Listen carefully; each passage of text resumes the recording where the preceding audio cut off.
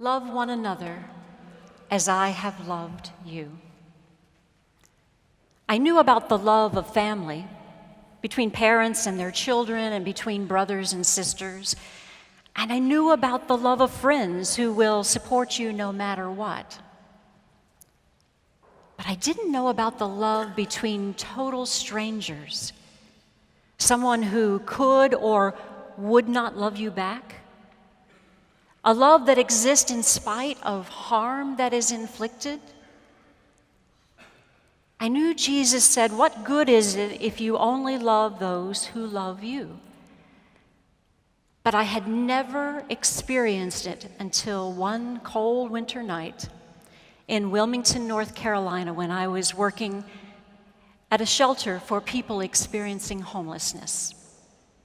It was housed in an old historic Episcopal church down on the riverfront in Wilmington. In order to get to the shelter, you had to go through a creaky door into and past and through a very old cemetery with gravestones dating back to the 1700s. Every night at 8 o'clock, we would open the doors, and men and women would come to find a safe place to sleep. We had room for about 80 people on very thin little mats on this basement floor. We had a couple of bathrooms to share, but it was about finding someplace warm and safe. In the 6 years that I worked there as a volunteer, I got to know our guests. They would come and share their stories with me, stories of who they had been and what they had done before they arrived in Wilmington. There was Ralph, who was a jazz pianist here in Manhattan back in the 30s. Lamont, who loved to draw cartoons and was really, really good. Among our guests were former teachers, construction workers, even one professional football player. Many of them had not seen their family in years and always talked about how much they missed their mother's cooking. I sat up all night at a little desk with just one small lamp lighting the room and looked at their beautiful, peaceful faces as they slept. You know, when we're asleep, all of our vulnerabilities exposed. And I realized that each one of those men and women had once been someone's precious newborn baby, boy or girl, a child of God who through some kind of circumstances had ended up sleeping on the basement floor of this church. One night we had a rather rowdy guest who liked to talk very loudly to himself. I had asked him several times to quiet down because he was disturbing everyone else who just wanted a good night's sleep. But every time I would go back to my desk, he would start talking and loudly yelling.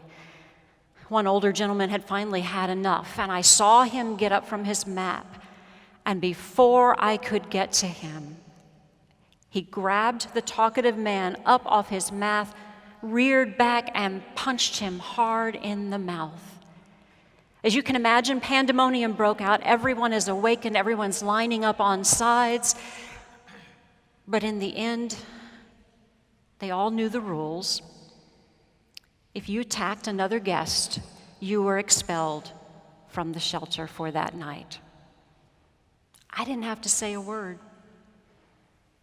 The older man went back to his mat, and he picked up his little bag of belongings, and he started heading to the door. And that's when it began. One woman stepped forward and gave him an old piece of hard candy she'd been saving in her coat pocket. Another man said, "Here, take my gloves." And finally, the man who had been punched in the face stood up off his mat, came to the man who had hit him, and placed his own blanket around his shoulders. We watch with tears in our eyes as that gentleman headed out into the cold night. Never before and never since have I seen that kind of love expressed. A love that is unmerited, unable to reciprocate, utterly sacrificial. Love one another as I have loved you. In the 3rd century, the story is told that the Roman pagans would look on the early Christian church in disbelief and say, "See how they love one another?" Jesus is saying today to us, to the Riverside Church, they will know you are my disciples if you love one another. May it be so.